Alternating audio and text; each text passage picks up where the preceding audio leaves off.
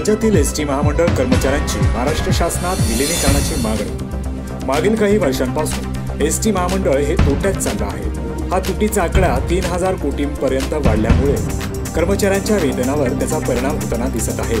नाईलाजानं ticket वाढ करावी लागते। गेल्या 70 वर्षांपासून महाराष्ट्र राज्य परिवहन महामंडळ हे प्रतिकूल परिस्थितीतून जात आहे। एसटी महामंडळाची ध्येय धोरणे हे महाराष्ट्र सरकारच्या शासन आदेशाद्वारे अवलंबले जाते। जर एसटी महामंडळाचे विलीनीकरण राज्य शासनात केले तर खऱ्या रीतीने गरिबांना कमी खर्चात प्रवास मिळेल। त्यामुळे खऱ्या रीतीने गरिबांना स्वस्त व स्त्रियांना सुरक्षिततेची सेवा महाराष्ट्र शासनाकडून मिळेल। याबाबत विविध निवेदने, मोर्चे, उपोषण काढून या मुद्द्याकडे लक्ष वेधण्यात आलेले आहे।